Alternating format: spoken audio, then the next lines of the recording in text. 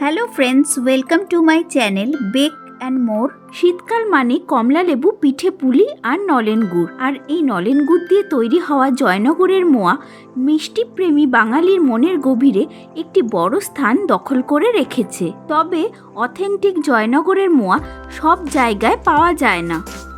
পশ্চিমবঙ্গের জয়নগর ও বহরু এলাকার বিখ্যাত কয়েকটি মিষ্টির দোকানেই অথেন্টিক জয়নগরের মোয়া পাওয়া যায়। নলেন গুড়ের স্বাদ ও গন্ধে ভরপুর এই জয়নগরের মোয়ার স্বাদ অতুলনীয় হয়। আমার রেসিপি ফলো করলে পারফেক্ট মিষ্টির দোকানের মতো জয়নগরের মোয়া খুব সহজেই আপনারা বাড়িতে বানিয়ে ফেলতে পারবেন। তাহলে চলুন দেখে নেওয়া যাক আজকের এই জয়নগরের মোয়ার রেসিপিটা। সবার প্রথমে এখানে আমি নলেন গুড় নিয়ে নেব। এখানে আমি 150 গ্রাম খাঁটি নলেন গুড় নিয়ে নেব। চেষ্টা করবেন খাঁটি নলেন গুড় দিয়ে মোয়া বানাতে, তাহলে মোয়ার স্বাদ আর গন্ধ দুটোই ভালো আসবে। এবার আমি জল মেপে নেব। 75 গ্রাম জল নিয়ে নিচ্ছি। যতটা গুড় নেবেন তার অর্ধেক জল নেবেন।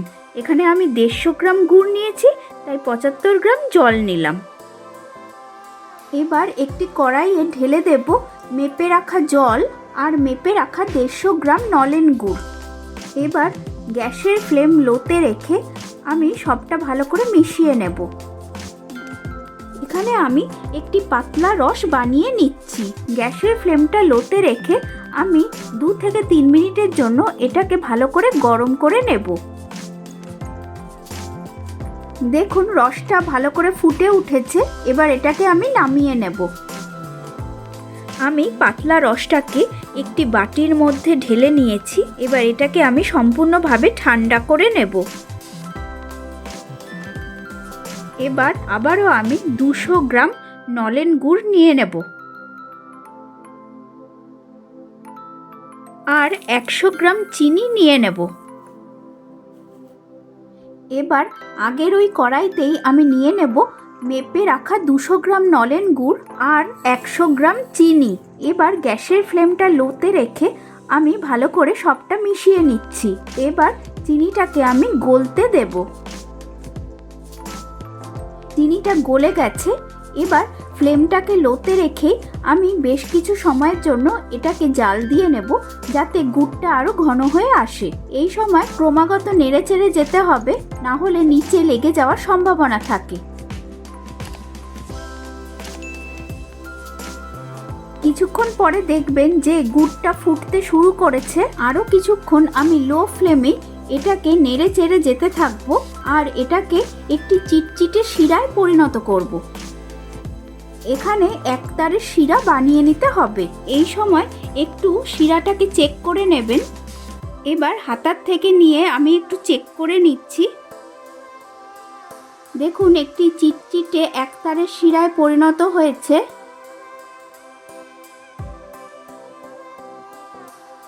যখন এরকম একতারে শিরায় পরিণত হবে তখন বুঝবেন গুড়টা রেডি হয়ে গেছে।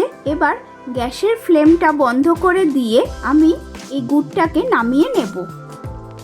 এবার অন্য পাত্রে আমি হাফ বড় চামচ গাওয়া ঘি নিয়ে নিলাম। এবার জাল দিয়ে নেওয়া এই গুড়টা আমি ওই পাত্রে ঢেলে দিলাম। এবার ভালো করে মিশিয়ে নিলাম। এভাবে গুড়ের সাথে অল্প ঘি মিশিয়ে নিলে গুড়ের স্বাদটা আরও বেড়ে যায়। এবার হাত দিয়ে অল্প জলের ছিটে এই গুড়ের ওপরে আমি দিয়ে দিলাম, যাতে গুড়টা ঠান্ডা হয়ে যাওয়ার সময় এটা জমে না যায় আর গুড়ের ওপরে অনেক সময় সর পড়ে যায়, সেটাও যাতে না পড়ে। এবার এই অবস্থায় আমি গুড়টাকে কিছুক্ষণের জন্য রেখে দেব, যাতে গুড়টা অল্প ঠান্ডা হয়ে যায়। কিছুক্ষণ পরে দেখুন গুড়টা হাত ছোঁয়া গরম আছে। এই অবস্থায় আমি 150 গ্রাম খই অল্প অল্প করে দিয়ে দেব। হালকা হাতে আমি সবটা গুড়ের সাথে ভালো করে মিশিয়ে নেব। খইটাকে আগে থেকে ভালো করে বেছে নেবেন, কেননা খইয়ের মধ্যে অনেক সময় ধানের খোসা থেকে যায়, যা মুখে পড়লে খেতে ভালো লাগে না। যদিও কনকচুর ধানের খই দিয়ে জয়নগরের মোয়া তৈরি হয়ে থাকে, কিন্তু কনকচুর ধানের খই সব জায়গায় পাওয়া যায় না বলে সাধারণ খই দিয়ে আজকে আমি এই মোয়াগুলো বানিয়ে দেখাচ্ছি। তবে কনকচুর ধানের খই ব্যবহার করলে মোয়ার টেস্ট আরও বেড়ে যায়।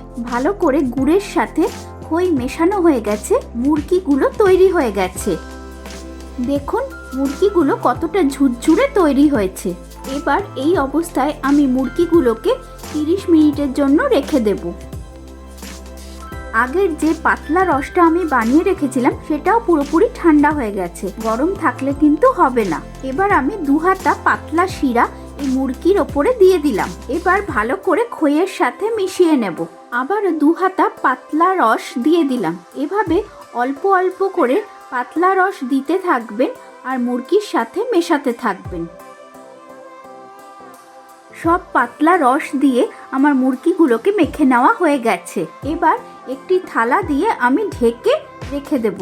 সবথেকে ভালো হয় যদি সারা রাতের জন্য ঢেকে রাখা হয়, আর না হলে হাতে সময় কম থাকলে আপনারা 3 থেকে 4 ঘন্টাও ঢেকে রাখতে পারেন। দেখুন খইটা কতটা নরম হয়ে গেছে, অথচ ঝুরঝুরেও আছে। এখানে আমি 150 গ্রাম ফ্রেশ খোয়া ক্ষীর নিয়েছি। এবার একটি গ্রেটার দিয়ে এই খোয়া ক্ষীরটাকে আমি গ্রেট করে নেব। আপনাদের কাছে এরকম একটি স্টিলের ছাঁকনি থাকলে সেটা দিয়েও খোয়া ক্ষীর গ্রেট করে নিতে পারেন। আপনারা যদি এটা দিয়ে খোয়া ক্ষীর গ্রেট করেন তাহলে একদম ঝুরঝুরে খোয়া ক্ষীরটাকে গ্রেট করে নেওয়া যাবে, আর মোয়ার বাঁধনটাও ভালো হবে। জয়নগরের মোয়ায় যত বেশি খোয়া ক্ষীর দেওয়া হয় ততই খেতে ভালো লাগে মোয়াগুলো। তবে আমি এখানে যে পরিমাণে খোয়া ক্ষীর দিয়েছি আপনারা চাইলে তার থেকে অল্প বেশি পরিমাণে খোয়া ক্ষীর দিতে পারেন। এবার এতে দিয়ে দেব 1/2 বড় চামচ এলাচ গুঁড়ো, 1 মুঠো ভেঙে রাখা কাজু বাদাম আর 1 মুঠো কিশমিশ। এবার সবটাকে আমি হালকা হাতে মেখে নেব। এবার এতে দিয়ে দেব 1 বড় চামচ দেশি ঘি। আবারও একবার আমি হালকা হাতে মেখে নেব। এখানে আমি 200 গ্রাম নলেন গুড় আলাদা করে নিয়েছি। এবার অল্প অল্প করে সেই গুড় দিয়ে খইটাকে ভালো করে মেখে নেব। এতে আমি আরও 1 চামচ ঘি আর 35 গ্রাম গ্রেট করে নেওয়া খোয়া ক্ষীর দিয়ে দিলাম। এবার আবারও আমি সবটাকে হালকা হাতে ভালো করে মিশিয়ে নেব।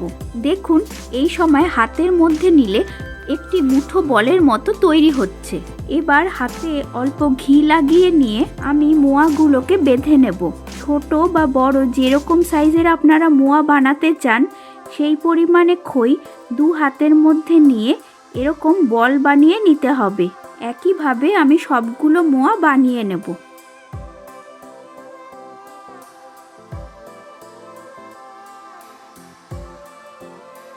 এবার আমি মোয়াগুলোকে একটু সাজিয়ে নেব। তার জন্য আমি ওপর থেকে অল্প গ্রেট করে নেওয়া খোয়া ক্ষীর ছড়িয়ে দিলাম। ওপর থেকে খুব সামান্য ছোট এলাচের গুঁড়ো ছড়িয়ে দিলাম। এবার কাজু আর কিশমিশ আমি মোয়াগুলোর ওপরে লাগিয়ে দিলাম। এবার অল্প পেস্তা কুচি দিয়ে আমি মোয়াগুলোকে সাজিয়ে দিলাম।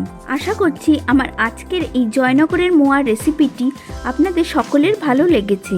রেসিপিটা ভালো লাগলে ভিডিওটাকে লাইক ও শেয়ার করবেন, আর আমার চ্যানেলে নতুন বন্ধু হয়ে থাকলে আজই চ্যানেলটিকে সাবস্ক্রাইব করে পাশে থাকা বেল বাটনটি প্রেস করে অল করে নেবেন, যাতে আমি যখনই এরকম আরও নিত্য নতুন সুস্বাদু রেসিপির ভিডিও দেব তার নোটিফিকেশন আপনাদের মোবাইলে খুব তাড়াতাড়ি পৌঁছে যাবে। তাহলে আসি আজকে, টাটা।